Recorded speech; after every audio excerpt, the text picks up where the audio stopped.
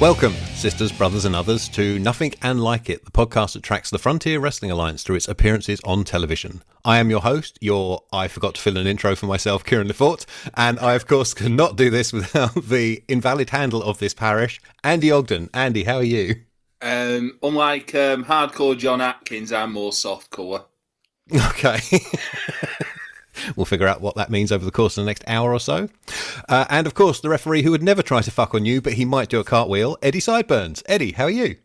I'm rocking, I'm rolling, I'm ready to go. This is, I love this time of time. So, quite of a down time, this one, give a relaxing chat one. But yeah, I'm very excited. Yeah, compared to what we did last month, yes. And the past couple of months, I guess. This is a bit of a valley among the peaks.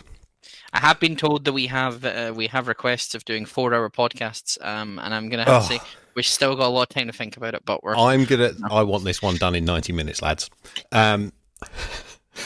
We would also like to introduce our special guest this month, not part of the core team, but someone whose hard work has been invaluable and without which this show would simply be impossible. Please applaud your podcast streams for the man behind the amazing FWA Files YouTube channel, the unofficial archivist of the FWA, Leigh Copson. Leigh, how you doing? I'm good, friend. How are you? We're pretty good. I'm going to start with a question I ask everybody I meet for the first time on a wrestling podcast. How did you become a wrestling fan in the first place? I'm an old guy now, so going back to the 80s, Hulk Hogan, Ultimate Warrior, all those guys. My dad used to get tapes from a friend at work because we were too skint to have Sky. So his friend would tape them, send them over. So we'd be 6-7 months behind. So yeah, that's pretty much how I got into it. And then WCW would pop up on Time Tees now and again, which we could pick up on one TV in the house. So yeah, that was kind of how I got into it. And when did the FWA enter your life? I started reading about it in some of the magazines, and in 2000 went to Evil Intentions in Halifax. It's not too far from where I lived at the time. So I took my girlfriend, who's forgiven me since then and become my wife.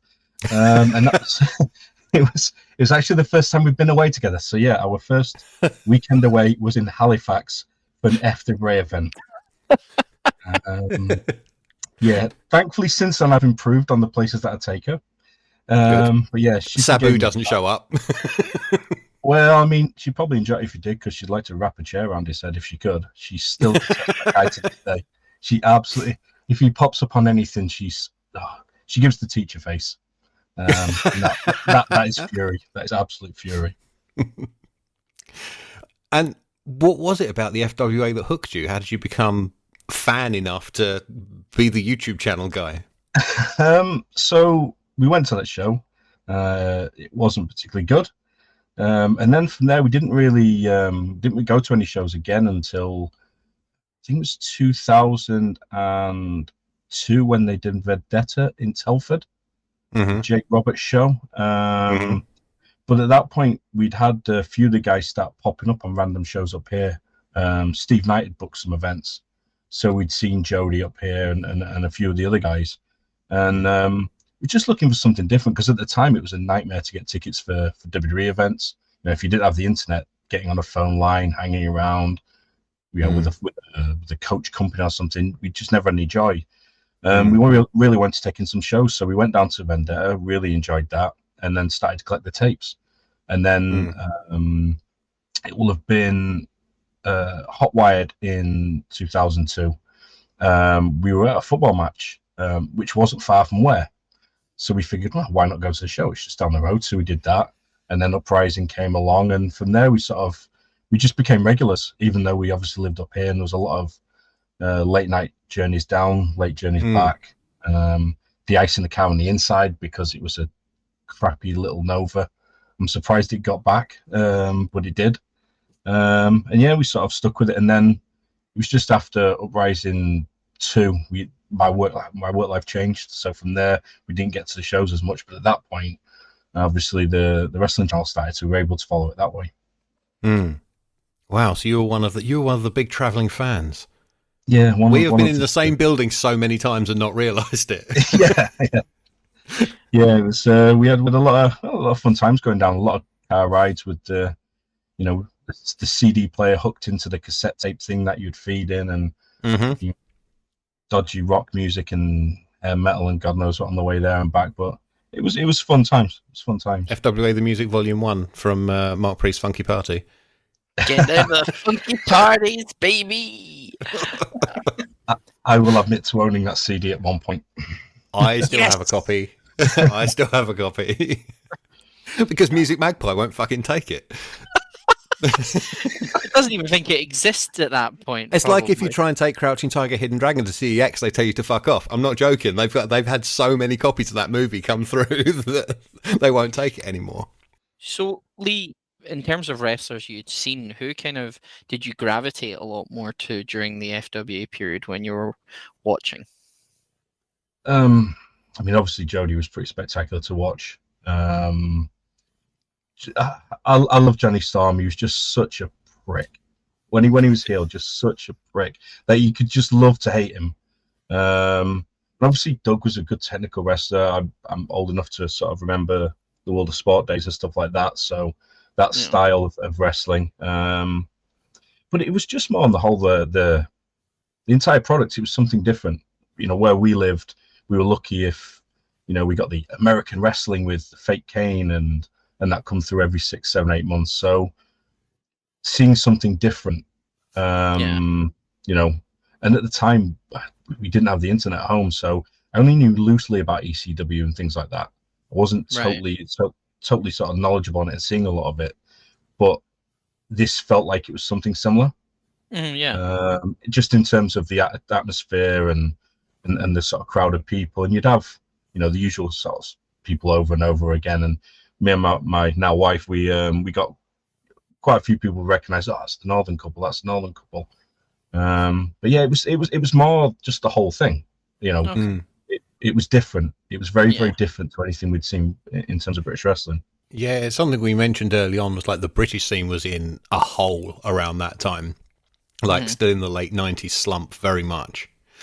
And yeah, your options were, if you could get to it, FWA or Fake Kane. Yeah. Pretty much. Yeah. So when did the idea for the YouTube channel come about? Well, I work from home, and my daughter was getting bigger, and she decided she wanted a bigger bedroom.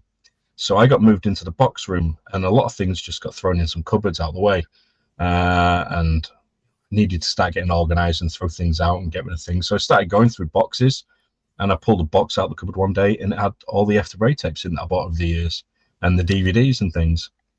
And it just dawned on me, this stuff's hidden. Like nobody's seeing this, and there's a lot of good stuff in there. And if it wasn't for the FWA, the scene wouldn't be how it is now, I don't believe. You know, it's been very influential in a lot of things. So I sat there and thought, it'd be a shame if this stuff goes missing. If I just throw this in the bin, then that's it. So I thought, you know what, I'm going to put it in. And my daughter was getting into wrestling at the time, so we showed her a couple of matches. She got really intrigued by it. So it's like, you know what, I'm going to set up a channel. From there, you know, I was sort of quietly uploading things, and then next thing it just blew up, and I was getting messages every 30 seconds from people, you know, saying they love the channel and have I got this and have I got that, and because I think people at the time thought I'd been involved with the FWA before, but I think like Cage Match, for example, like if you go on like the FWA profile page, links through to your channel. Right, I didn't know that. Yeah, I'm pretty sure they do, and I'm sure that when Elisar was had his little like bout of nostalgia and started like rebuilding, he called it FWA Forever, this website where he was basically rebuilding the old FWA news stream. Like he would put links on there as well. Yeah, he reached out when he started to do that, asking me if I'd promote and mention and link his website into all the videos and stuff like that. So, you know, that's kind of how that went about. And then Juanny Storm, of all people, I was at a Fight Club Pro show, and it was the Dream Tag Team Invitational weekend where they have guys together, and they had Johnny and Jody teaming, and just happened to get talking to Johnny, and he was like, "Well, you're the guy?" Like, yeah. I thought it was somebody to do with FWA. It's like, nope, just me, random bloke who would sit. Yeah. I think it's because there's so much of it, and for what it is, it's good quality as well. Like, it's the best quality you can get of that stuff. Obviously, for a lot of it, the best quality you can get is capturing a VHS tape. Yeah. But you've managed to, in the best way, make it look official because it's clean and it's tidy and it's so well organized as well. That's my OCD. For us doing this, I've just pinned like the 2002, 2003, 2004 playlists, and I just delve into those whenever we need to cover stuff. So how much of this did you already have in your collection that fell out of those cupboards, and how much of it you had to source? The vast majority I already had. The FWA Academy stuff that's on there, that was sent to me by a few people. I forgot their names now. I'm terrible, but thank you to the people that sent them. But yeah, on the whole, I had most of it already. Because there was a point where if you went on eBay and people were bidding on some of these DVDs, and it was crazy, some of the prices. I saw one FWA DVD go for like £40. I thought, I'm not getting to a bidding war for that. This channel's not paying. I'm not we were talking about that a few weeks ago, like finding FWA DVDs for 40 quid and like. I think it was like the Frontier of Honors one or something like that. Oh, the Frontiers of Honor 2, yeah. That goes for stupid money. I've got one of those. Does anybody want to pay me stupid money for it? It's a fucking dreadful show. One of the things would be like all the ROH ones, like the early stuff, they were astronomical. The prices, like £60-70 for maybe the first show. Yeah, it's mad. The crazy thing is somebody paid £40 for one of those DVDs, and if they'd just let me win it for a £5, they'd not see it for free.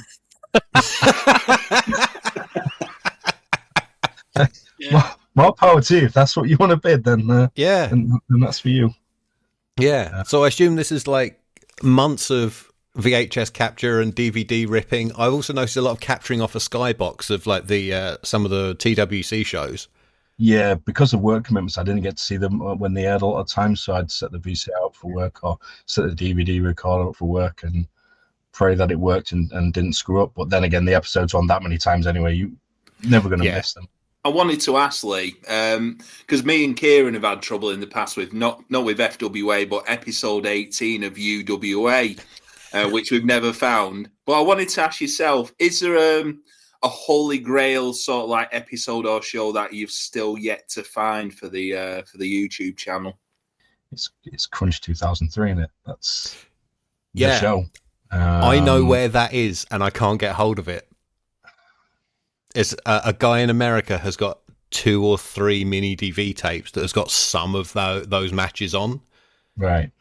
Because I believe they were cut up to go on the XPW TV show. Right. And I asked about 5 years ago, and he was like, yeah, I'll send them. And it never happened. And then I bugged him again more recently. And he's like, oh, man, I've moved house since then. If I've still got them, I'll have a look. And I never heard anything back. And it's like, it feels too rude to bug him again. I don't know about that. Bug him again. I have on my phone a photo of those tapes that he took. It's not the whole show, but it's some of it. I can never understand why that show never saw the light of day. We've seen ads for like coming soon, the Crunch 2003 VHS. I don't know. I think a lot because they were putting more and more pressure on LSR, and he was doing more and more actual work, and he was kind of expected to like knock these things out for free, right? And just didn't have the time. It's of all the shows to not be released, it feels almost criminal. Because that night, it's a night that still is me. The slap at the end, just where everybody's celebrating, and Johnny just reels off and cracks Jody. No, the minute that happened, it's like, oh my god, Rising 2, this is going to be, and then obviously now that played out. Yeah, you got Just Incredible instead. Oh, Jesus. oh, bollocks. I know on the last episode you were saying about how you got a good reaction. I was probably trying to stifle a yawn at that point. I could not understand how that man was so popular on that show. Well, the whole show's a strange show. I listen to your last episode, and it was. I wouldn't say it's one of the reasons we stopped, but it definitely that alongside work. But they didn't give you that. I've got to come back when they come back, and then sort of I won't say fell out of love with it, but just suddenly the effort and the hours taking the time off work. I mean, part of the other problem is the company disappeared for 5 months. Yeah. After that show, mad stuff. Are there any weird ways that stuff has ended up coming to you, or has it mostly been like straightforward eBay purchases and people going, "Oh, here, have this box of tapes"? Oh, that sounds dodgy. Like in a market in a carrier bag. We're sat in a pub. Got some FWA, mate. Do you want some?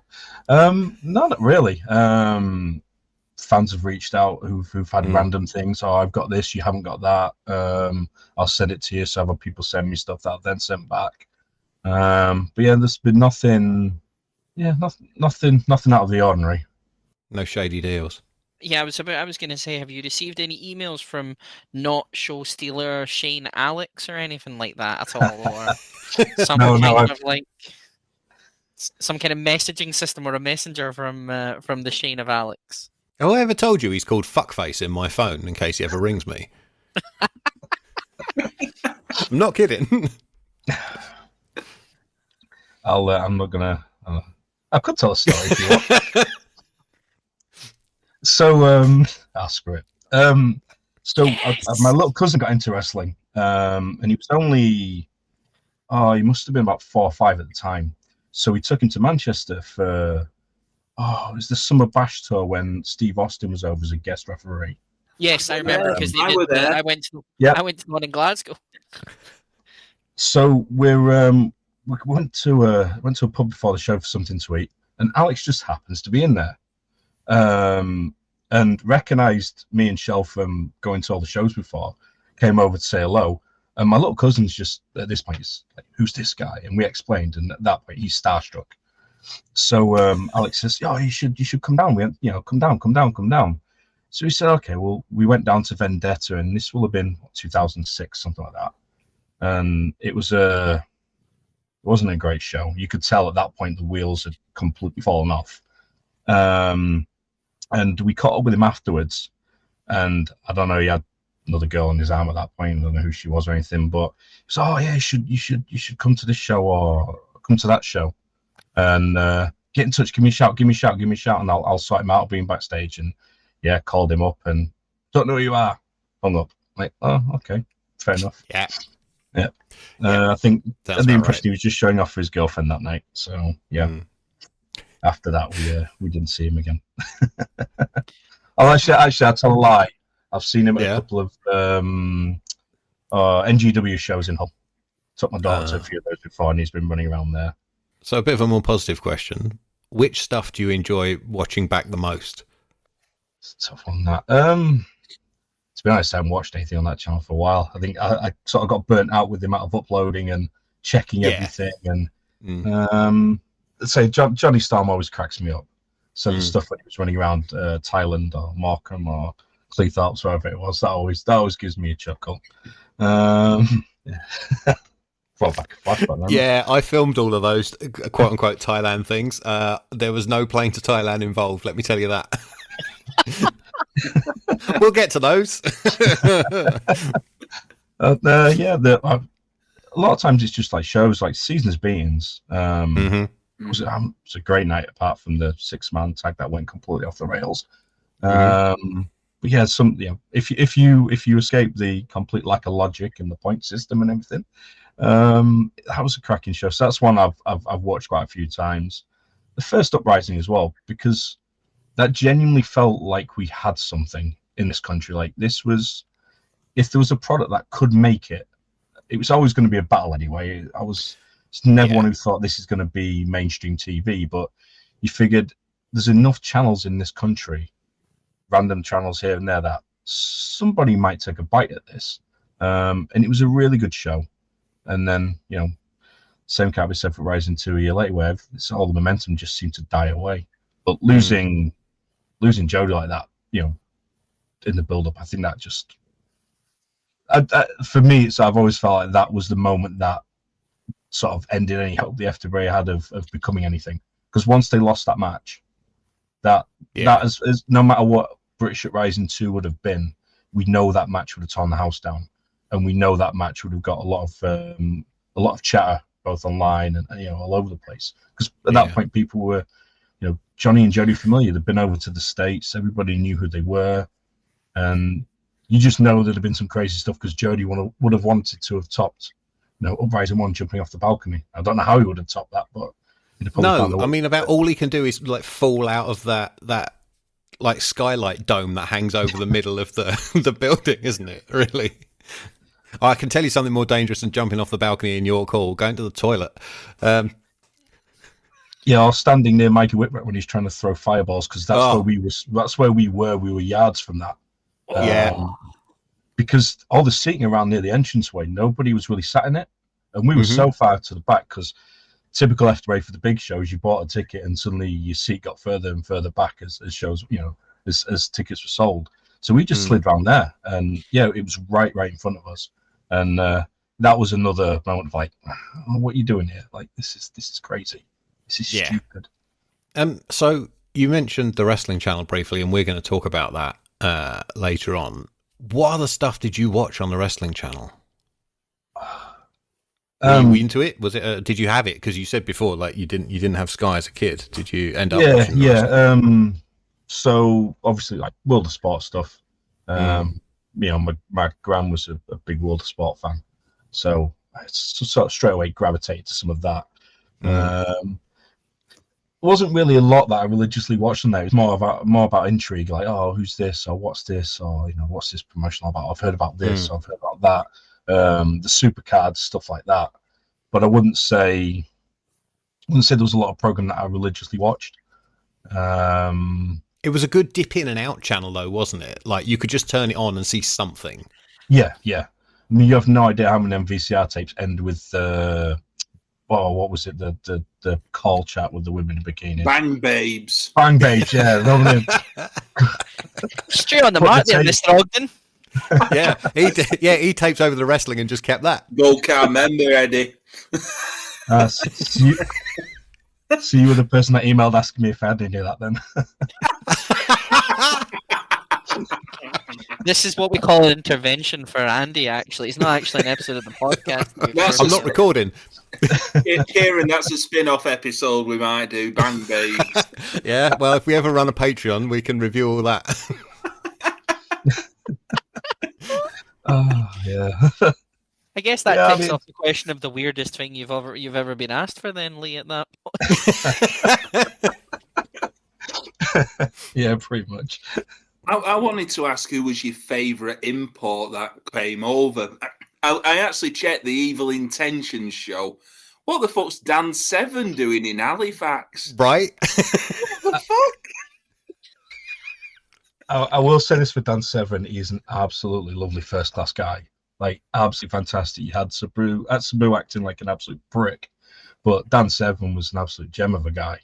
And I was sort of getting into UFC at that point as well. So, obviously, straight away, there's a name there with Dan Severn. He was known for shoot fighting. So, that sort of was a bit of a draw in a way. But the problem with that entire card was all those guys that you sort of associate with FWA at that point were all suddenly gone because of, was it UCW or whatever that promotion was that somebody was starting up. So, the entire card's gutted to the point where you've got a New Breed 3-way match, which I know you love the New Breed. Yeah. When I need to get to sleep at night, that match goes on. But yeah, in terms of import, I mean, the channel's called the FWA Files because I had the AJ Styles X Styles t-shirt. So yeah, I mean, you think about the people we've seen come over, it's crazy the talent that was on those shows. When you look at the main companies now, you got Samoa Joe, AJ Styles, or Christopher Daniels, all these guys that we got to see, quite regularly. I mean, we're coming up in the next few episodes. We're getting CM Punk back. Where's he these days? What's he been up to the last few years? Danielson, even it was only a couple of shows. Like we said, there's a list of half a dozen people who are gigantic names now in the business and have been for a long time that just wandered through the FWA when they were, for lack of a better phrase, indie scrubs. Well, I can say I saw, what was it?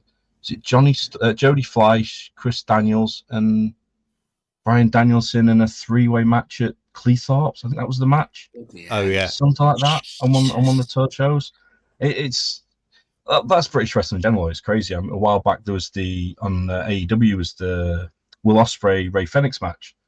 And people going crazy for that. And I'm stood there thinking, yeah, I saw that in a warehouse in Wolverhampton. Same. That in sequence was pretty much the same sequence. I'm thinking, I've seen this before. But it is amazing how many guys we got to see and where they are now. You know, I was at WrestleMania 30, and to see, you know, Bryan Danielson just be the apple of everybody's eye, and I'm thinking, yeah, I saw that guy wrestling Cleethorpes like multiple times and stuff like that. It's crazy to have seen that part of the ride and then be there in New Orleans. Just, you know, you got thousands and thousands of people going crazy for him in the stadium, and he's the only reason anybody's, you know, just anybody's there. Everybody wants to see him.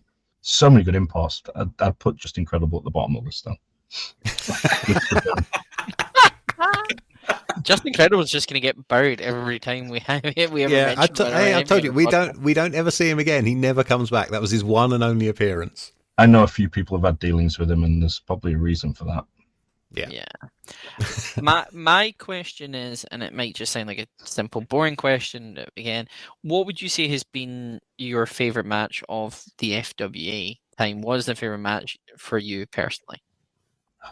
That's a tough one. Obviously, Flash and Jody at Uprising 1 was a special moment. The way that show ended. Doug Williams and Flash Barker at Vendetta in Telford. I don't know if that match, I don't know if it's on the channel. I can't remember. That was a really good match. I always liked the tag match as well at Bolton with Johnny and Chris Daniels against Jody and somebody, just because Jody and Doug, the one that everybody likes apart from Andrew Ogden. Yeah, but you watch it back, and I remember that night just thinking, that ring's not going to last. That ring is shaking like there's no tomorrow. And he's thinking, that thing's going to collapse any minute. Is this gimmick? Are we going to get some sort of spectacular top rope finish or something crazy? But yeah, how that ring stayed up, and that night, you could see as the night wore on, that ring was about ready to die. So how they managed to do what they did, maybe that's why it went holiday camp sort of, you know, yay, boo sort of stuff. Maybe they were just trying to protect themselves. Because you watch that back, that ring looks like it's had enough. There was a lot of good stuff, a hell of a lot of good stuff. Yeah, saw a lot of shows, so trying to pinpoint one is difficult. Yeah, it felt like every show had something. Even the shows that weren't as good, there was always something that you could go back and like, oh, that was good. Or you got your money's worth from something. Yeah, so I'd say those three. I know Andy doesn't like that, but you know, tag match, fantastic. It's all right. It's a democracy. He's outvoted. He doesn't matter. It's all right. Leigh, thank you very much for joining us today. It's been a pleasure to talk to you. Thank you. Feel free to tell everybody where they can find you if you want to be found. Plug the channel to high heaven. I will say, and I've said many times, the best way to listen to this show is to follow along by watching the stuff you've put up on your channel. So yeah, plug away, my friend. Yeah, the FWA Files on YouTube. If you want to find me on X, Twitter, whatever you call it, it's at L Copson. But you'll find I don't tweet, so you're wasting your time. So yeah, that's pretty much it, really. Apart from that, right. I do things away from wrestling, but that's probably for another conversation for another time. But that's not anything dodgy.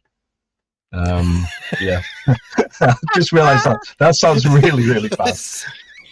He's not in any trouble. He's not in any trouble. He's completely fine. I have hosted approximately 100 podcasts with guests on. Never has one of them dug themselves a hole while doing their plugs. You asked me to plug my social media presence and stuff, and I have none. Okay, that's fair enough. I'm incredibly unsociable. There you go. That's for all right. Tremendous. All right. If you're a fan of American football, the media guy for the Scunthorpe Alphas American football team in the British League.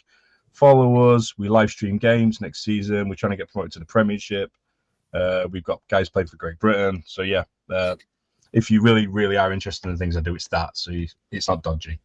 See, there we go. That was brilliant. Eddie does some bullshit about a fake wrestling tournament every fucking month. That was great. Whoa. Yeah, well, FWA Files channel's got the distribution rights for that, apparently. Oh, yeah. You two have been in negotiations. Yeah. He messaged me, and I was like, "Well, we're going to be everywhere, and we need to have a reliable distribution service." I'm clearly not going to get Triller. I might as well go with this. Yeah. Hey, this is better than Triller. Fuck Triller. There was one condition though, that Ian De Silva had to be involved in a 1 hour Ironman match. I couldn't win everything. I mean, to be fair, for Andy, we're bringing fucking the new breed back with. Oh, you can fuck off. I can think of no better note to end this segment on. Leigh, thank you so much. Thank you, Leigh. So this month we are going to talk about the first 3 of the profile/preview episodes that aired on the Wrestling Channel. There's going to be a lot of people listening to this who are going to go, what the hell's the Wrestling Channel? So let's talk about the Wrestling Channel. The Wrestling Channel was exactly as it sounds like. It was the Ronseal Channel. It was, in fact, the world's first dedicated pro wrestling television channel. They eventually went 24 hours a day, but for the main, you got 16 hours per day of pro wrestling. Launched officially on the Sky Satellite TV, on Sky Satellite TV in March 2004. Originally Channel 432, but then pretty soon Channel 427.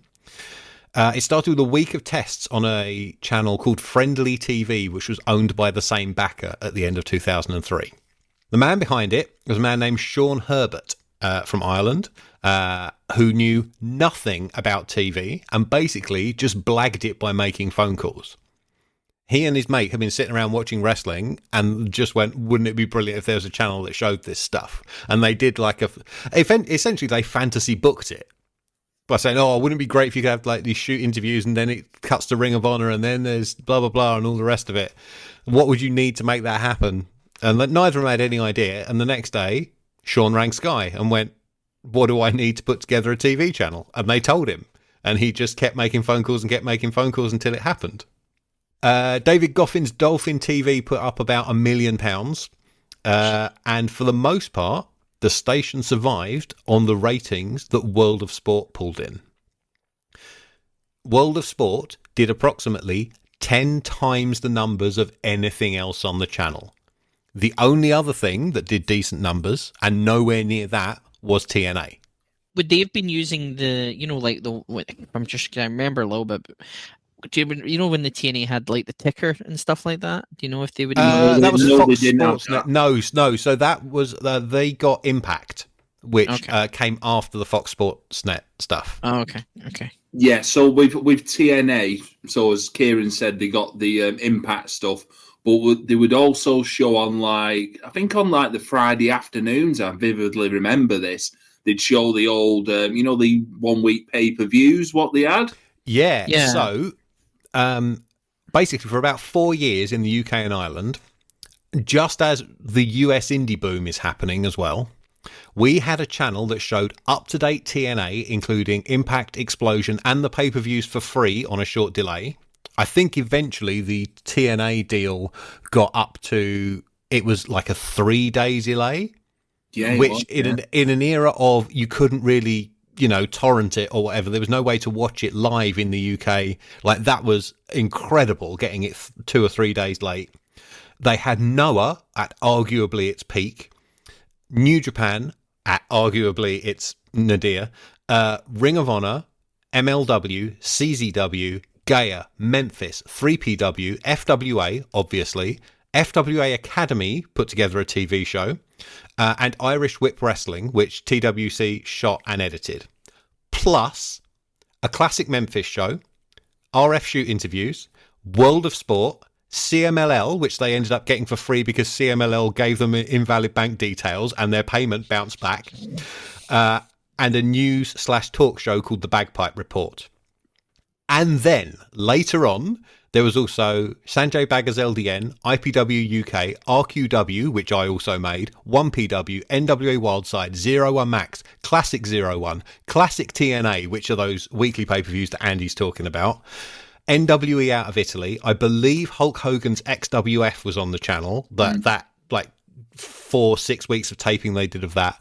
IWA from Puerto Rico, live action wrestling, Israeli pro wrestling, the Icons of Wrestling documentary series, and then once it got sold to the Fight Network and became TWC Fight, a few MMA/cage fighting promotions. And there's probably more I'm forgetting as well. It was an incredible treasure trove of what I would call second level wrestling. So like non-WWE wrestling. And it had his own Divas show in Bang Babes, as we've... You're obsessed. Are you trying to make that the show title? I told you he's a platinum member of the Bang. I remember, I think, because also that Italian wrestling company, I think, aired Orlando Jordan versus Ultimate Warrior, I think, on the network. Ultimate Warrior's final match. Yeah. But Irish Whip was probably the one that I watched quite a lot of, because it had Galloway and it had Sheamus and it had kind of that stuff. That's from what I remember, because I didn't have Sky in this house. My gran had it, so I would go down there on the odd occasion, and when I was up there, I'd kind of turn on to the wrestling channel. So for 2 of those 4 years, they were even in profit. 2004, they lost a bunch of money and had to make some cuts. 2005, 2006, once they start selling ads time to Bang Babes or whatever, like that's when they are in profit. And then 2007 is break even, and then 2008 was the year that Shawn sold the channel. So I guess he got out with more than he got in with. They also got to the point where they promoted a show at the Coventry Sky Dome in spring 2005 called International Showdown, which basically was all those people you're watching on your wrestling channel, now they're here. And the big draw on top of that was they got Mick Foley. Yeah, it was a heck of a time. It was, as we were saying to Leigh, like it was just something you could have on in the background. Like you could have your appointment viewing for the stuff you wanted to watch regularly, but you could just flick it on if you just wanted to watch some wrestling, and it could be anything. I would say, Kieran, Friday nights at 7 p.m. I was having fights over the remote with my mum and dad because I wanted to see the bagpipe report on Wrestling Channel, and my mum and dad wanted to see Emmerdale and Corrie. So there was a lot of conflict in the Ogden household on them evenings. But I've stuff like the Supercard Sunday. So I think Noah Destiny was on that. Yep. Quite soon after it happened as well. Yeah. That was one of the big deals. TNA, as we've said, that was a weekly thing for me. That's probably how I got into.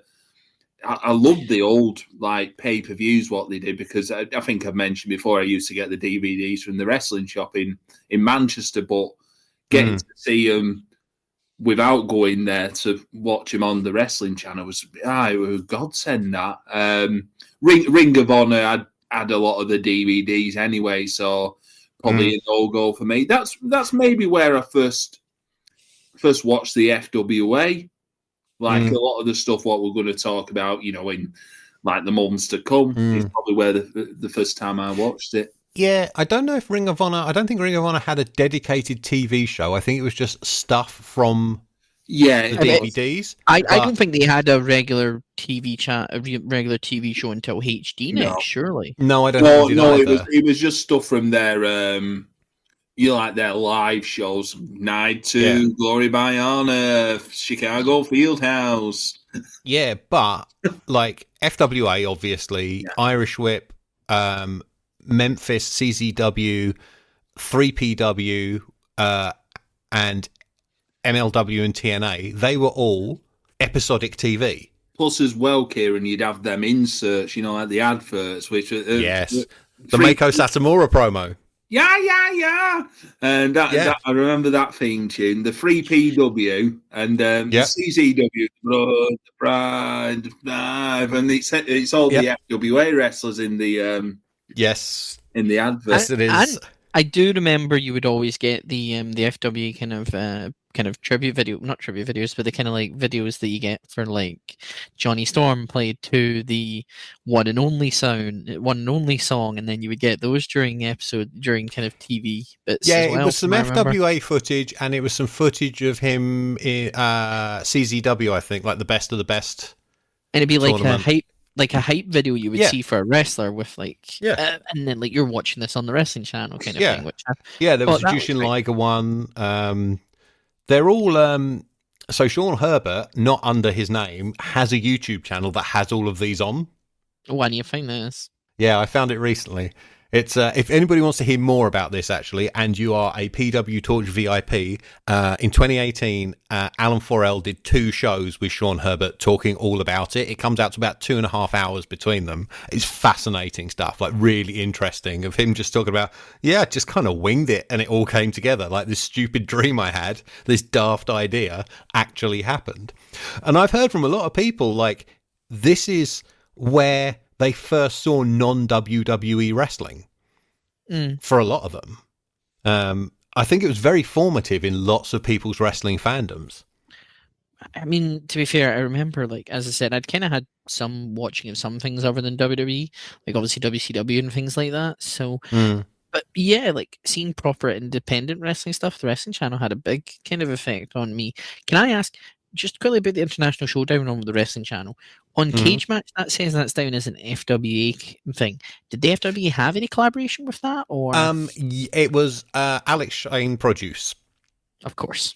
So he was responsible for a lot of the promotion, and in fact, there was talk of the Wrestling Channel essentially having its own promotion as well, and they would shoot it over here, and it would basically just be fodder for the TV station. So they would shoot it as TV tapings. The idea was not to make a profit; it was just to break even, and so they would have something for the TV shows. I believe John Lister was involved as one of the bookers, and he has, years ago, in an old thread on the UKFF, basically threw up all the documents that they put together. Like, he had booked the first 17 or 18 weeks. Nice. Yeah, it was really interesting. But what a wild thing! And in the end, they crunched the numbers and decided it was too difficult. Like, filling Fairfield halls in Croydon would be break even. You know, if you don't sell every ticket, then you don't make money on that show.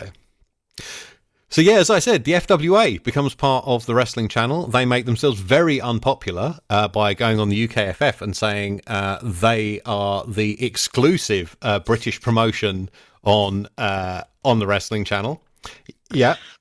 And they later backtrack and basically say, no, we will be the yardstick of production, and basically any British company that wants to be on the Wrestling Channel, their production has to be at least as good as ours. And if you watch these shows, well, I think any twat in their garage could put together these shows. What on earth was these, man? Yeah, so these, like I said, Wrestling Channel launches in March 2005. The FWA doesn't have their first taping of 2004 until... Did I say 2005? What am I talking about? I did, didn't I? Yeah. So, sorry, March 2004.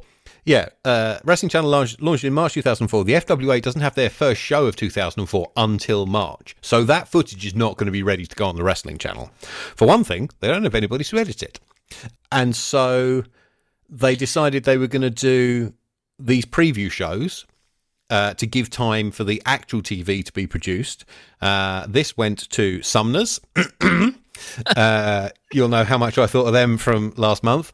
And I've long suspected, until I got the call to come and do this, I think they were going to go with Sumner's as the post-production house for all of the FWA TV.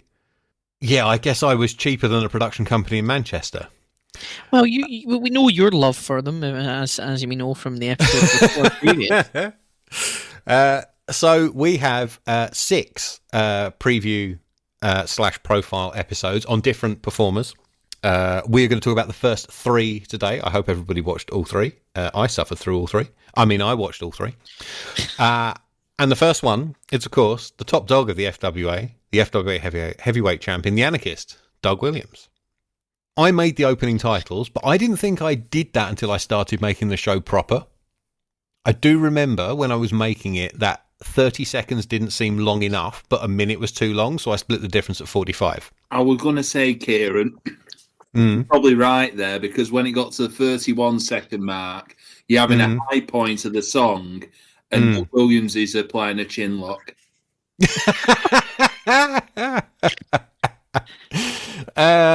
I remember Alex saying that he wished I hadn't put the 2 York Hall balcony dives back to back, and as much as I hate to give him credit, he was probably right. I should have spaced them out. So, I want to stress that apart from that, nothing on this show is my work. So, we have a quiet and poorly green screen John Atkins as your host. I do believe all of his links were shot at Sumner's studio in Manchester, and he was given very little notice about needing to be there. Oh my God. He looks like that. He looks like the old man in The Simpsons who gets thawed out of ice just there, and and he's just put in to perform. Yeah, pretty much. But yeah, he's Pretty much. so if you're listening, John, sorry, but you're Kieran. He reminded me of one of them coffin dodger ads on At the Races. Have you had an accident or at work? A bereavement? Come to John Atkins' insurance family. Paul Travell should have called him. He never moved his hands, did he? No. Quite permanently. So Yeah, I'm pretty sure this is his first time ever appearing on TV, or perhaps even his first time ever in front of a camera. I don't know. I'll have to ask him at some point. So we get this, and then we get a Doug Williams music video in which the first 2 shots are of him selling on the mat. And then there's this really weirdly long shot of him doing a headlock reversal. And I know he's a technician, but he also does German suplexes and flying knees. And one of his big moves is a big leaping knee drop off the top rope. The man can do a fucking moonsault, for God's sake. I've put for this. I got insulted by Linsky wearing what looks like chinos in one of the clips during a Doug Williams match. And also, I'm pretty sure the Doug Williams video had the noise of the Doctor Who theme in it at one point, or something like from the Doctor Who theme. Doug Williams has gone back in time. I was like, what's going on here? But yeah, I thought it was good. It was okay. This thing, well, I didn't. This thing ends with, in this order, half a Chaos Theory, a title card with his name on it, the other half of the Chaos Theory, him knackered and selling again on the mat, and a crowd shot where your eye is drawn solely to Ben Corrigan's massive hat. Terrible. So John throws to our first match. We are, by the way, only going to review the stuff we haven't already reviewed. There is no point us talking about the same matches twice, which basically means we get one match to talk about on each of these episodes. Yeah. But I'm going to tell you what the content was. The first match is Doug Williams versus Jerry Lynn from British Uprising. This goes through the first ad break, and there's a small chunk cut out. We reviewed it on our Uprising episode, which was season 2, episode 3, and I believe we all thought it was very good. Like, even 20 years on, this holds up as a decent quality wrestling match. Yeah. Back to John, where he tells us that on the same night this happened, Jody Fleisch won the FWA title. He was scheduled to defend it 2 weeks later against Christopher Daniels, but Williams' impressive Uprising performance got him inserted into the match as well. There's a weird edit after John says the word triple threat because his head does something very strange on the screen. I'm sure something has been cut out there somehow. Anyway, we then get Jody Fleisch versus Doug Williams versus Christopher Daniels for the FWA title. This is from London Calling, October 25th, 2002, and we reviewed this on season 2, episode 4, where we covered the year between Uprising 1 and 2 with the hat guy, Ben Corrigan. Another one we all enjoyed, I think. Yeah, I said I'm not getting worked by this again. I said I'm not getting worked by that again. Oh yeah, I forgot. You got sucked into it last time. And then we go back to John, who tells us that it would take 6 months for Williams to get a shot at Daniels for the title, regaining it in the US, also reviewed on that same episode. And we're about to see Daniels' only return shot at the belt. And, in fact, the only match on this episode of television that we haven't seen before. Doug Williams versus Christopher Daniels, 2 out of 3 falls for the FWA title, in the Morecambe Dome, a venue we will get to know very well over the next couple of years. August the 2nd, 2003, night 1 of the Northern Exposure Tour. By my count, this is the 5th match we've reviewed that has Doug Williams on one side of the ring and Christopher Daniels on the other. Plus, Andy and I can add in one more from when we did UWA Rampage. Yeah. They're very good together. I am beyond sick of seeing Christopher Daniels versus Doug Williams. I was thinking, Did they have a match? They must have had a match in TNA when they did. Yep. Fucking hell! I think I had a look. Over the course of, I think it's 19 years, they've had 18 matches. Fucking hell! I would have thought the Doug Williams Daniels one from TNA would have probably been in 2010, 2009, maybe. Quite possibly. Yeah. You'll be pleased to know, perhaps, this is also the last Williams-Daniels match we'll be talking about. Yes. This is taken from the Best of the Northern Exposure Tour VHS, so our commentators are Tony Giles and the show stealer, Alex Shane. Show stealer. Thanks. We get about 10 minutes of a match that went about 20, so highlights of the first fall, and then the rest is in full. Fall number 1, we see the lockup. Giles says, neither man is getting the advantage. Shane says, I would give the advantage to Doug. And Tony finishes with, so would I, just as Chris Daniels clearly has the advantage backing Williams up into the corner. Good job, lads. This is in the tiny ring. This thing would fit in my living room with space to spare, and I wouldn't have to push the furniture back. This would be the same thing which, Alex Shane could literally have his feet hanging out the bed.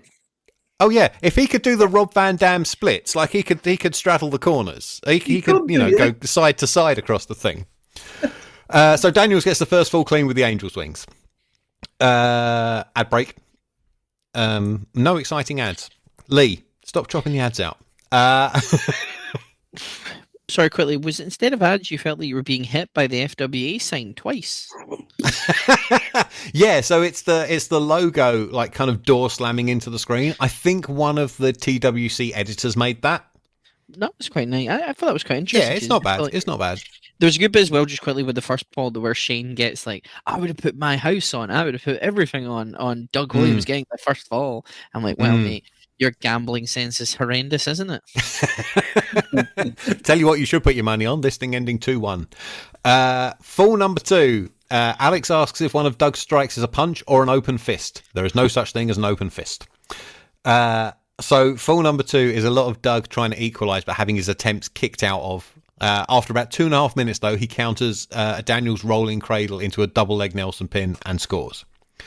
Daniels, though, he's the heel.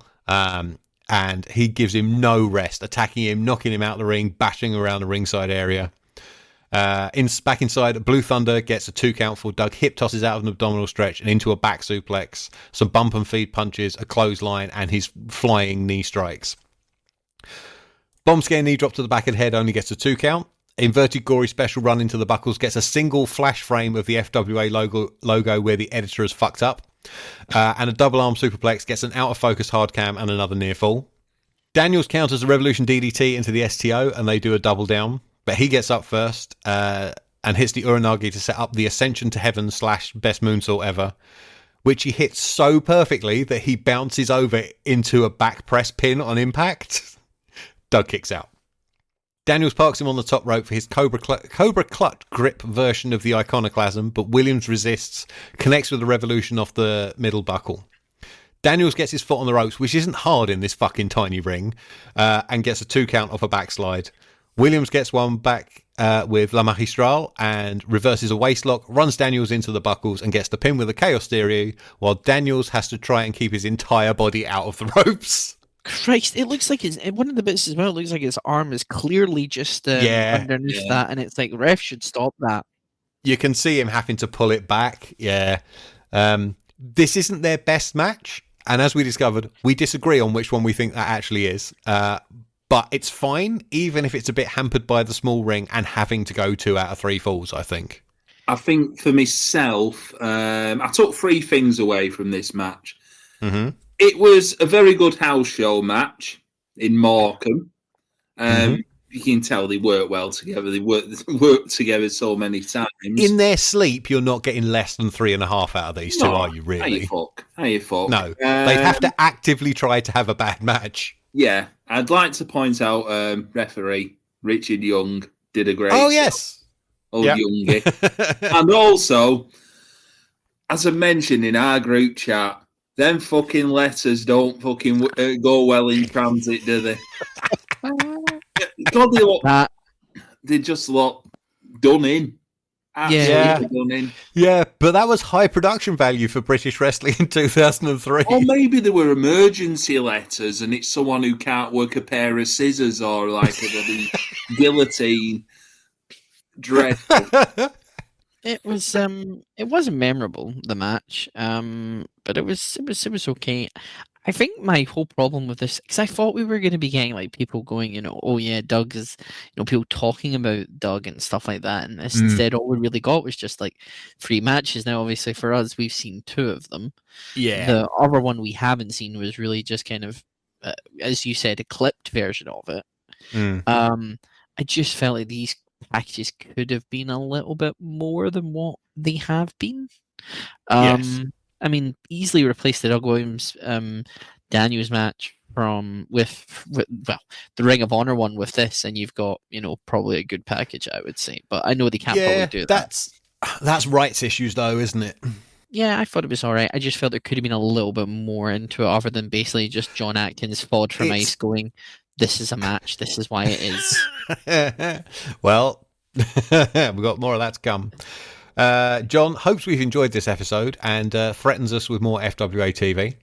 We then cut to a single page of credits in which they managed to misspell commentary and John. Yes, they spelled John Jonh. And they leave Alex off the roll call of commentators. Shara Lambus is spelt correctly, which leads me to believe that he made this graphic and sent it to Sumners because he couldn't spell for shit.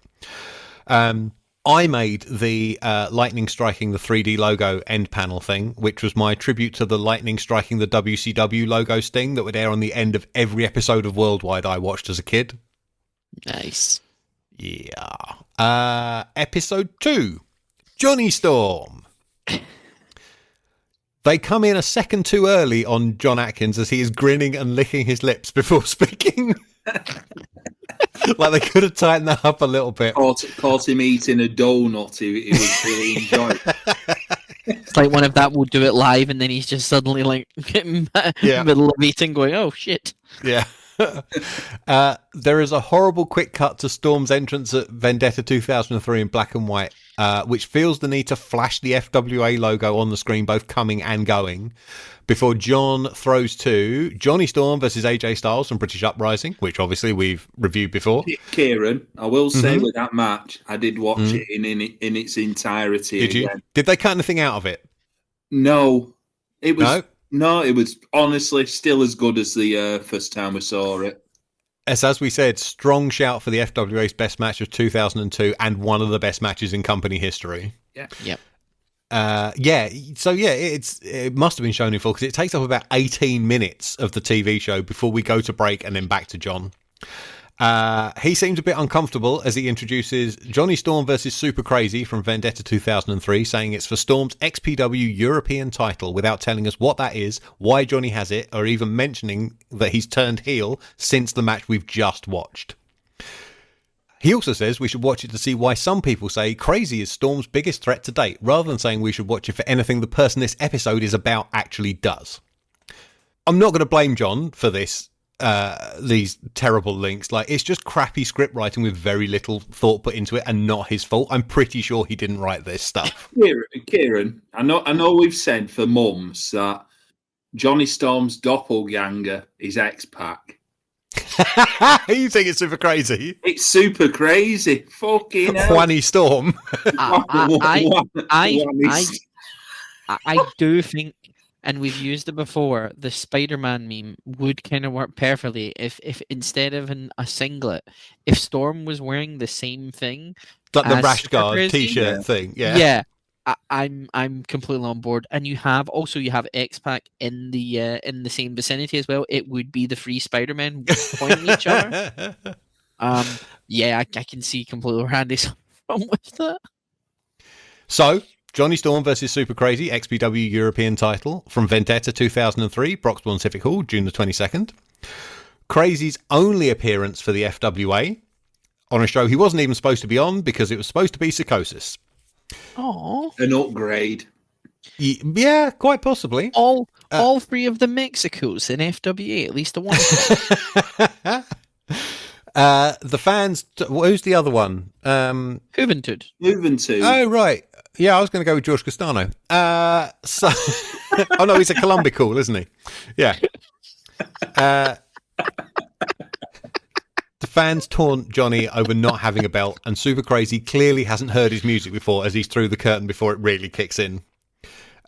Storm threatens to walk out as the crowd tells us where they think he takes it, and Tony Giles tells us this will be held under XPW rules, whatever the fuck that means.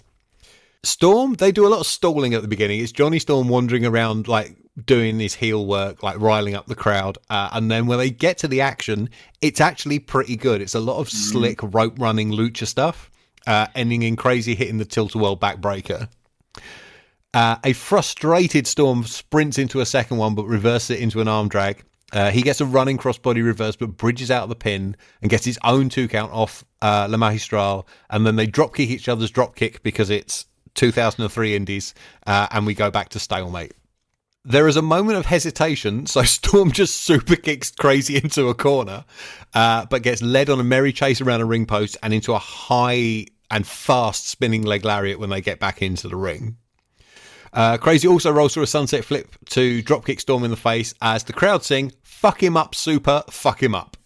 Crazy, or should I call him Super, poses on the ropes, so Storm shoves him out over the top, almost onto me, I noticed, and then follows up with a big moonsault to the floor. When I get back in, Crazy re-enters the ring via his own triangle-style moonsault for a 2 count, and then hits a top rope dropkick that sends Johnny back outside. They can't stay in the ring for more than like 5 seconds. No. Have you ever seen the Rey Mysterio Jr. versus Psychosis match from Bash at the Beach? Their first match in WCW? No, I haven't. We're like, so we did it for must-see matches, and it is an incredible match for the time. It's forgotten about because it's on the Bash at the Beach where the NWO form. Oh, right, okay. And Bobby Heenan has the line that says, they're not really wrestling in this ring, they're just passing through it occasionally. And that's what this match felt like. Have you ever seen... I think one of the things that took me by surprise is Super Crazy doing the moonsault from the top rope, but not to the inside, to the outside. That's something like, I don't think anyone does that anymore. I don't think I've seen it for a while, but he's such a... Well, his thing was, for a while, was like moonsault off the bottom, moonsault off the middle, moonsault off the top, wasn't it? Yeah. Yeah, but it's interesting doing it to the outside where Johnny was and stuff like that as well. But where was Super Crazy where was he during this period of time that he kind of got here? That's a great question. I didn't really follow the because you said he wasn't supposed to be on this show, so I'm assuming that because you said it was supposed to be Psychosis. So yes, it was. I saw the Mexicans live, and it's so baffling. One of those indie shows in Mania, right on you go. So he'd done a tour of New Japan. He was mostly working CMLL. He had been in XPW once, maybe, before doing this. When is this? This is June, so let's have a look. Oh no, XPW. Oh, okay. So he was right. I see. So in the tournament for the XPW European title, he beat Chris Candido in the first round. And then lost to Jerry Lynn, which was the match that put Jerry Lynn in the final against Johnny Storm. Right. Okay. Over here. Yeah. Okay. Yeah. No, he was mostly doing CMLL and New Japan. So he was part of that XPW kind of contingent that was kind of hanging about FWA on the rare case.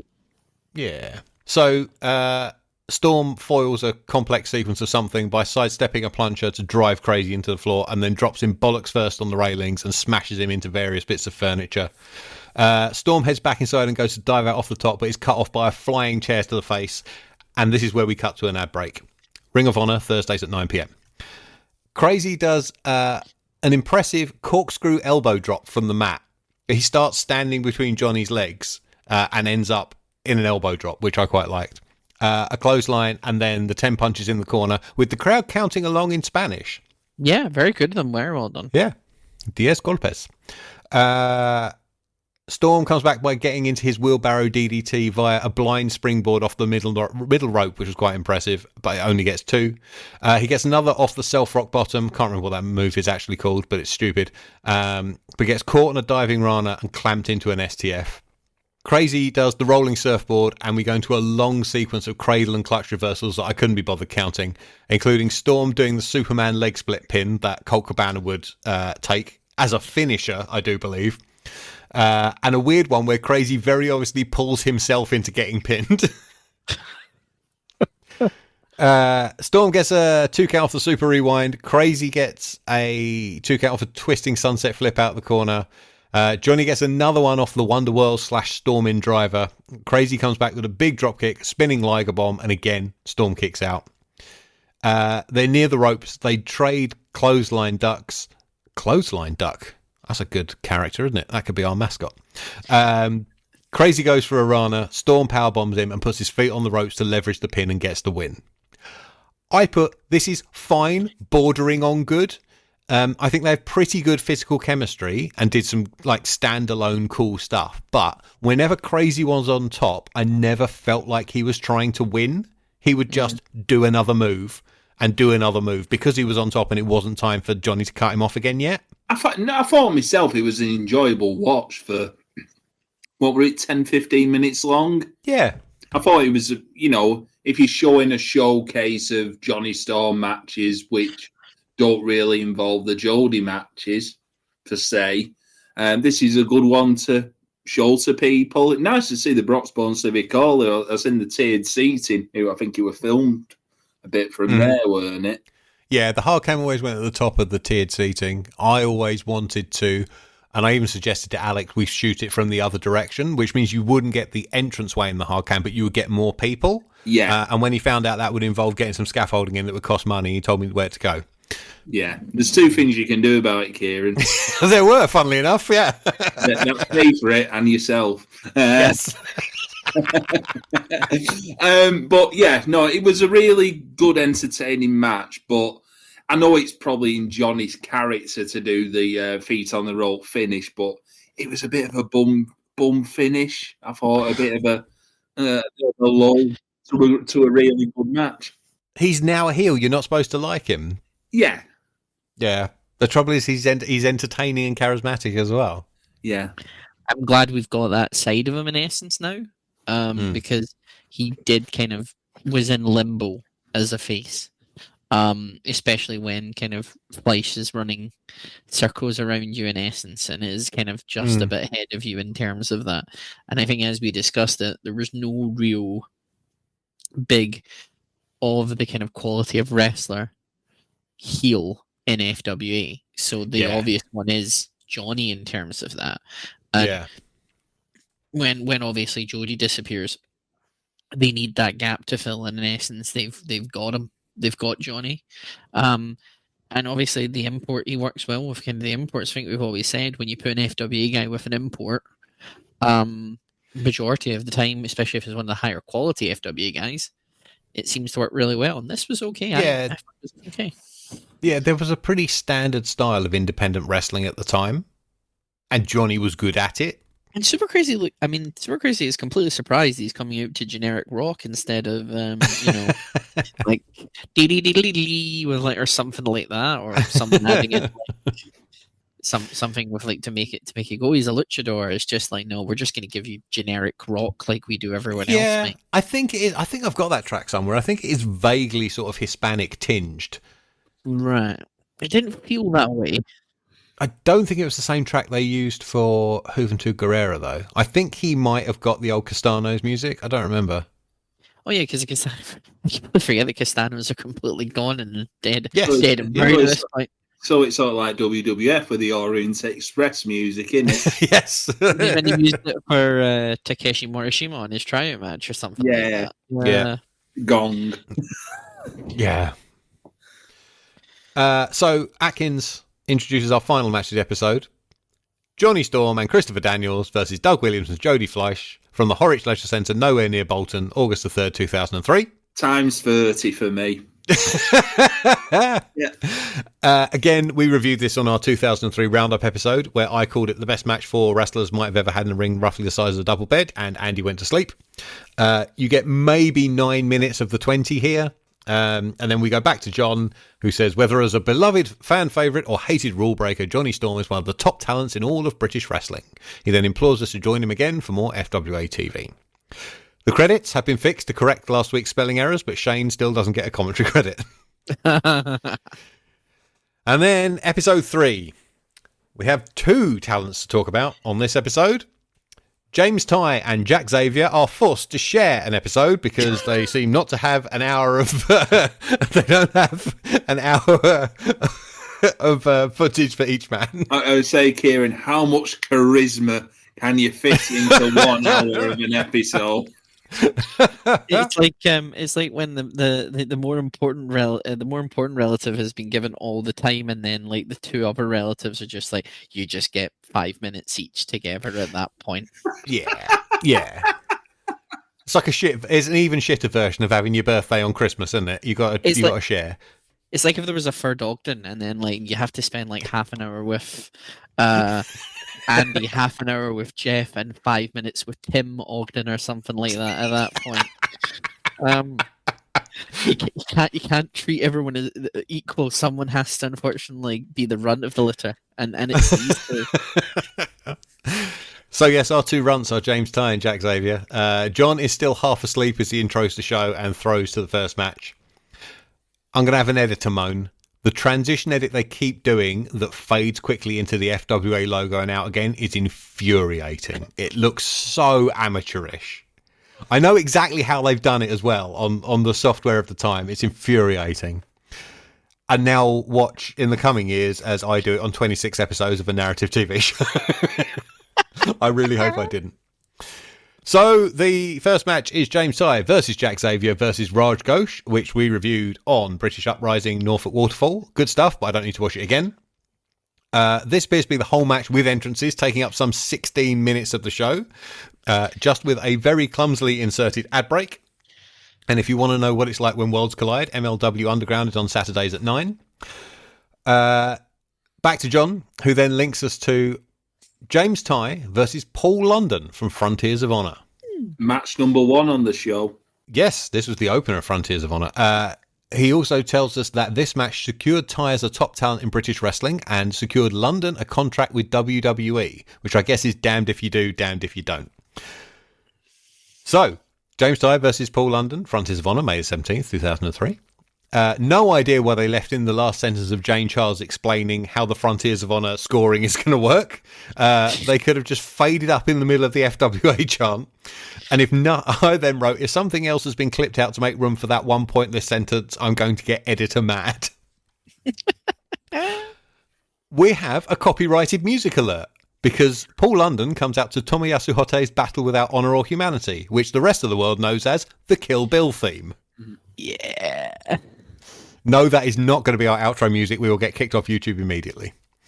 We are told that London is trained by none other than Shawn Michaels and Rudy Boy Gonzalez, which more likely means trained by Rudy Boy Gonzalez while Shawn Michaels put the cash in his pocket. Shawn Michaels was sitting in the corner, pissed out his arse, fucking going, yeah, that's great, kid, while Danielson and fucking London were learning from Rudy Boy Gonzalez. Like, It's so cheeky. It's every time someone, I'm sorry, I'm going to go on a little bit of a rant. It's every time these 2 get mentioned, and it's like, oh, they were trained by Shawn Michaels. Why did they fuck? He sat in the corner and did fuck all. Eddie, not to make the obvious joke, but literally Shawn Michaels just kept an eye on the ring. And the other one on the door, yeah. Yeah. One going that way, one going that way. Yeah. Yeah, he was watching them doing crisscrosses without moving. So, we should talk about the match. So, a lot of the early stuff in this match is them establishing how even they are.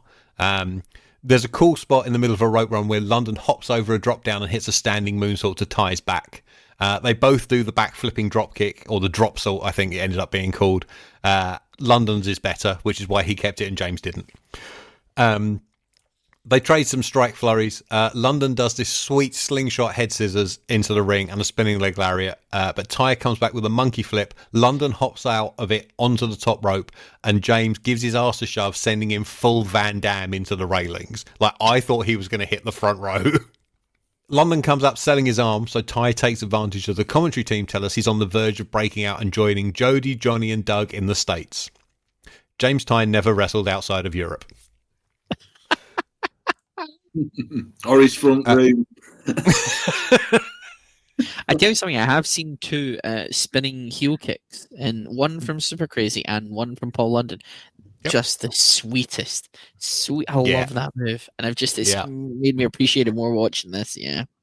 Back outside, London swipes Ty's leg to prevent an Azai moonsault and stuns him with a super kick and hits his trademark running shooting star off the apron, which is shot from the worst possible camera angle and has a cut in it at the point of impact. I wrote, fucking dreadful. We then messily cut to the break as Tony Giles is in mid-sentence. Good work, Sumners. Glad you went out of business. Oh, that joke's back. We then come back from the break as Nick London is mid-sentence. Fucking hell. Who is responsible for this? London, Paul, as opposed to London, Nick, gets a 2 count off a slingshot Oklahoma roll, a second off a Cazadora after a moment where someone forgets what comes next, and a third off a very low Enzugiri, and a fourth from a senton Atomico. James gets back on top by rolling through a twisting crossbody into a bridging fall-away slam for a near fall. The slam was nice. The struggle to get up into it was a bit less nice. He ducks a lariat to counter into a German suplex with a very nice bridge as well. Tony Giles then says, everything James does is focused on one thing, the injured arm of Paul London. Tony Giles, you have an open invitation to come on to this programme and explain in great detail just how a German suplex targets an arm. Ty struggles for and eventually gets a side effect. A couple of running knees in the corner and a tornado divorce court that says London scarpering to the outside where he falls victim to a moonsault. Ty plonks London on the top turnbuckle but is foiled 3 times going for something to bring him down. After the third, London goes for his London star press but James rolls clear. London staggers up into the Titanic and a slightly overkill standing shooting star press, which is mostly a gainer into a chin to the helmet for the pin. I think time has hurt this match a bit. Like, there's nothing here you now don't see every week on TV. But I think they're matched up quite well as 2 young rising stars in their respective promotions. And there's only really one bit where it goes wonky. Like, as an opener, I think this is decent. I think this is one when we did the 2003 run through. Yes. We included some Frontiers of Honor matches. Yeah. This is one I remember. Remember it being a really good opener. You can tell off what we saw with the crowd. Fuck me, they were rabid for this shit. So these, like we said on that episode, these are all the people who are buying those Ring of Honor tapes. Yeah. So they've, like, Paul London, like, he had a show named after him, Please Don't Die, because he would do crazy shit, and that's what the Ring of Honor crowd would chant for him. Like, he was getting over as a lower card guy. Yeah, I remember. Like, I loved him at this point. I was so happy to see him, like, live. Yeah, no, he was one of my favourites, like, back at that time, and with WWF run, and also I will point out one of the best imports Stephen Fludder brought over for PCW, because his gimmick was basically doing the long entrance. So he'd make his, like, the music had started. Was this why he was dressed as a spaceman as well? As a spaceman, yeah. So he'd start at the top of the stairs, make his way through the crowd. It'd take 15, 20 minutes, slapping hands.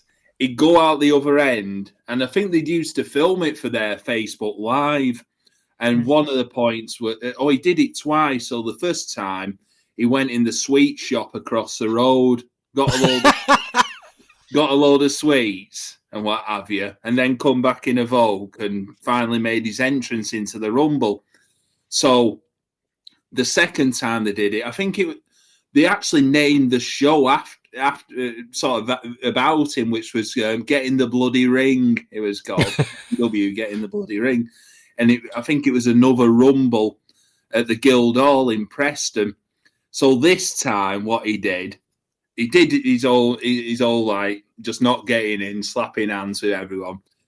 And what they decided to do, him and Magnificent Matthew Brooks, decided to do, right, instead of getting into the ring, what we'll do is we'll go out the back door, and around the corner was the pub where Fludder used, bounced at the Stanley Arms, and it was karaoke night.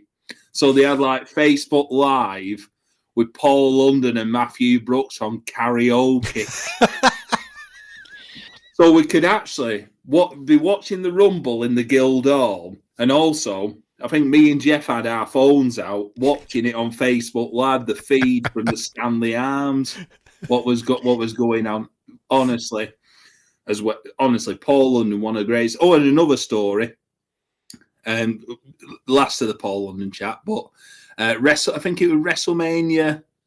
Might have been 33, the one with Ronda in the tag match with Angle against Stephen Trips. Mm-hmm. Me and Avers were in the back room of like a Preston nightclub where they were showing a Mania party, and we were chatting with Paul London while that match was going on. It was absolutely burying Triple H. Tremendous. Great fella, absolutely great fella. So this would make it the third wrestler that I've reffed that's been on the podcast. So I've reffed Daniels, I've reffed Doug, and I've reffed Paul London, and I can only echo kind of what Andy has said about him. He is such a spectacular character, and he's such an interesting guy, and it's weird to see him now and see him then in that one we watched, because he's obviously there's so much that's changed. Like in this bit, he's high flying, flippy, he's very quick, whereas he's kind of obviously changed and slowed down a little bit over during time, obviously, because time does that to most people. But you can see why he got signed. Was Spanky? I'm assuming Spanky had already been signed by WWE at this point. I don't remember. Again, much like with Super Crazy, I didn't really keep up. Sorry, but because I would expect it, because Spanky in London, they must have been two of the most kind of outstanding kind of prospects of the Indies at that time. So I wouldn't have been surprised. And I think Spanky was in Ring of Honor from what I can remember. So I would have maybe hoped that maybe FW hoped they would have gone. Yeah, Spanky was in Ring of Honor. This is May, isn't it? Yeah. Spanky's already in WWE. But yeah, and London is incredibly well talented, especially the shooting star from the ring apron and stuff like that. You can almost remember that Gene Snitsky moment in the Rumble where he got clotheslined and he took the thing. But yeah, I can see the bit the one you mentioned where it's like Ty could join the rest of them. No, I in all seriousness, I couldn't see that.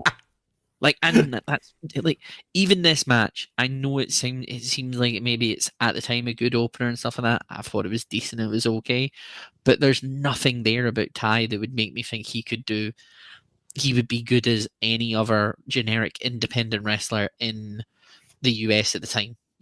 Dash. What was is it Dash? Which one of other FTR? The one who actually has hair, not FTR. No, what it's called, Stephen Walters. Dash Wheeler. If you put if I had never seen either FTR or anything about them, and you put both of them in the same room, I'd think, they're just independent wrestlers. Couldn't see any difference about them at all. Are you saying that FTR could have been Dax Harwood and James Ty? Yeah, I mean. Well, to be honest, Ed, FTR hair, he had a one-shot deal at PCW, and it was there. It was the anniversary show, and it was like you wouldn't think he'd be on telly now. No, so it's just that way where it's Ty is just Ty would need to have done something or developed some kind of gimmick, because you can't just get away with it. You are about to have a year of television where they try to make him that level. Good luck. Oh, God. So, because this match is taken directly from the Frontiers of Honor tape, Nick London says that up next is Jack Xavier versus Mikey Whipwreck. We then cut back to the studio where John Atkins says, let's take you back now to the inaugural Frontiers of Honor in 2003 as the FWA's top stars battle Ring of Honor's finest. Yes, we know. We just watched that for 20 minutes. I've just put, where is it? Hold on. And staying with the Frontiers of Honor show, we're now going to take you to Mikey Whipwreck versus Jack Xavier. How easy is it to say that instead of whatever's on that bloody script? Yeah, he then completely spoils the match you're about to watch by saying that few gave Jack a chance going in, but it turned out to be one of the biggest upsets in FWA history. Who wrote this? This is aimed at people who are seeing this for the first time. Put that stuff in the link that comes after. So, Jack Xavier versus Mikey Whipwreck, father versus son, or son versus father, or that way around. Frontiers of Honor, blah, blah, blah, May the whatever, 2000 and something. I think I mentioned on the 2003 show how laughable this was. Mikey had only had one match in Ring of Honor before this, and would only have 2 more afterwards. This is Doink versus Dink. You're expecting one of them to bash Crush over there with a fake arm. I'm expecting to do the mirror spot as well at some point. But So, infuriatingly, the audio has been shifted for the first segment of this by about 30 seconds. You can tell because Jane Charles doesn't move her lips when she introduces Jack Xavier, and Jack's music is still playing as Mikey gets to the ramp. The pop for Mikey Whipwreck comes as he's halfway around the ring. This went out on television. Good work, Sumners. Glad you went out of business. It does take you so much out of it as well. Because, you're seeing Jane Childs there just doing nothing, and then you think, how the fuck is she still speaking? And watching, so the action doesn't actually get started till you come back from the break, but watching it, you can hear twice where they dip out the audio for it to go to break, and it doesn't. And because they fucked it up, we get another cut to break in mid-sentence. It's dreadful. Here's the thing, does that go straight to, because it doesn't feel like when we cut to the break and we finally get it back all together and stuff like that, it didn't feel like it was right after the bit we'd missed. It felt like it went a couple of minutes in. When we come back, Jack Xavier is finishing a body slam, and Tony Giles is calling that a suplex. And I wrote, Jesus wept, at least the audio is back in sync. This was horrendous. This was really bad. Well done, Sumners. Glad you went out of business. Correct. I'll get that over. Right. Mikey avoids a top rope move, comes back with a super kick, and then smashes Jack through a set-up chair on the floor. Back inside, Whipwreck drops his head too early on a backdrop and takes a swinging neck breaker. Jack scores a near fall off the Jack liner, which is another self-rock bottom, I think. And they run through a sequence where Xavier counters a tornado DDT into a short arm lariat, which Mikey ducks and hits a Russian leg sweep. Jack with the racist sounding Niptaguri while Mikey is busy flipping Linsky the Bird, and it's time for the home straight. We do not get much of this match. Yeah, we really don't. Mikey kicks out of the Xaviator. Xavier kicks out of a Twist of Fate style whippersnapper. Mikey goes for some sort of wheelbarrow thing out the corner, but Jack rolls down him into a Cazadora for the pin. We then fade back out to Atkins mid-sentence again. This is the one that really got to me. This was the one that was handed off to the intern to make. This episode fucking sucked. You can't review this. We get half a match badly put together. I was mostly disappointed because I thought the Jack Xavier match they showed on this was Xavier versus Jody Fleisch from Morecambe, which is a cracking match. Anything to say about the dad and lad match? Passable at best. I think the results make me. We had that Jack Xavier homicide match we reviewed. Yeah, it really heightened the response from that, where no one gives a shit about Jack Xavier. Yeah. However, the difference there is Mikey Whipwreck and Mikey Whipwreck. Yeah. His yard, isn't it? Remember, he is 29 at this point. Mikey Whipwreck, I do believe. But the point is, he's an experienced veteran who is kind of on the way down. He's not in a big promotion. Whereas Homicide was a rising star on the indie scene in various promotions, particularly in Ring of Honor. It's bad when we're putting him out to pasture at 29. Yeah. Yeah. Okay. Jack Xavier, I'll save you from this match because fuck me. This entire thing. Father and son put together. I'm glad they hugged at the end and shook hands. There was a good moment where Whipwreck looks fast asleep at that point because he's been kicked. Then there's decent things, but this, to be fair, this entire part of the episode is a waste of time. I'm sorry. I don't know why you wouldn't air them the other way round. I mean, here's the thing. I think we already discussed it. You give 30 minutes to one son, 30 minutes to the other son, and 5 minutes to the other one who you don't care about. This is even 5 minutes. This is 2.5 minutes at best. This is just, hey kid, how you doing? Great, that's good. See you next Christmas. Nothing is good of this at all. It feels, and this is the thing, I was really kind of hoping these would be like, you have kind of, because we're talking about wrestlers who are going to talk about the people we're talking about. No, it's just, we can't be arsed. Just let's put 3 matches, and then let's just fuck off home. You are relying on match quality from the archives to get you through lifeless studio links. Do you feel you knew any more about any of these 4 characters after these shows? No, because what are you supposed to learn from this? You're watching just wrestling. Yeah, it's just, here is some wrestling. It's like going, here is John Cena. Here are 3 matches. No promos, nothing. There you go. Yeah. Needed, Kieran, it needed when we did UWA, that documentary where exactly God, can you imagine if they'd done that instead? Doug Williams doing a bit of angle grinding in the place of Duke Lynch. Yeah. But it even needed something like, I guess they didn't want to spend any money on it, but it even needed something like the Juanny Storm episode. Juanny Storm telling us for 3 minutes why he's the best, why he's the XPW champion, and Jody Fleisch can go fuck himself, that kind of thing. Yeah. I wouldn't recommend doing a James Tye or Jack Xavier promo, but a little 30-second music video of their cool moves. The same treatment that Doug got, that shitty lifeless one on his episode. Do that for Jack Xavier, who has at least 3 moves that nobody else does. I can't imagine the James Tye music video to Celebration. I mean, to be fair, let's just be quite glad there's not an Alex Shane one at the moment yet. I'm hoping. Well, no. That one will be longer than every single one of them, I bet you put together. Oh boy. There's there's nothing special about any of these. It's. I mean, let's do John's final link. He seems like he wants to go home. There's no energy as he says something about. What does he say? He says something about anyone from the FWA Academy following in the footsteps of Ty and Xavier will surely have a bright future. Cool. They managed to misspell commentary again in the closing credits. Great work. I'm sorry, John. I love you to bits, and you did get much better. But he seems like he doesn't want to be there. I have a feeling, I'm sure he told me, or somebody told me, Alex basically rang him up at 9 a.m. and went, we're shooting the TV show at 1, you need to be in Manchester.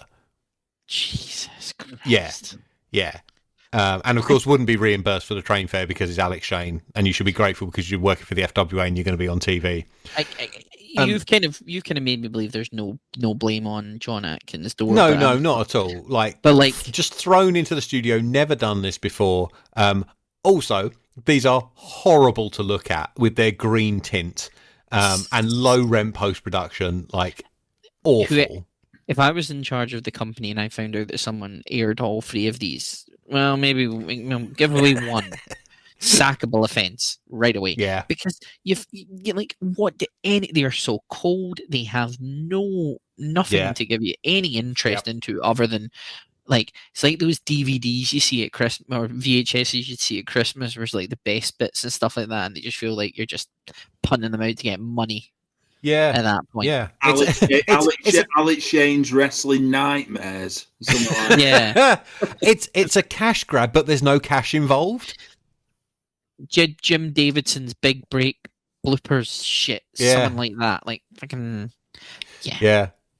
Yeah, these aren't good. And like I said, the third one in particular I found particularly offensive. It was edited by a trainee, no quality control, no attempt to do anything good with this. Bad. Well, only 3 more to talk about next month, lads. Oh boy. So on that exciting note, shall we wrap this up and go home? I mean, at least there's not going to be a Mark Sloan one, I guess. So we might be saying. Let me just have a look quickly. Don't you dare no, we're saving that one for your birthday. They can't see the finger in audio form, Eddie. I gave him the middle finger. There we go. Yes. Okay. Yeah. That's I guess excuse. I guess. All right then. Tell us where the tournament's up to. Go on, do your thing. Well, as we've now officially announced on this podcast, we will be working with the FWA Files for it. Unfortunately, we have to deal with an Ian Disciple match, but you know what? To please Andy Ogden, we have the new breeder. All three of them are coming out of retirement and have been entered into it. It's taking place in the year 2107. We've again been pushed back. There's numerous delays. I can't talk about it for legal reasons, but we are extending the field to 1,865 people will be entering this tournament. We're again taking place still in the air, still in space, and still on the ground as well. But Eddie, that doesn't split in two. So have you got a triple threat final? It's a round robin. Robin. We're going the old PWG route of Battle Los Angeles. One block of 1,085 people. It's going to be fine. It's going to be fine. But yeah, you can find me. It's called the G1R. Fuck, I'm dead. Yeah.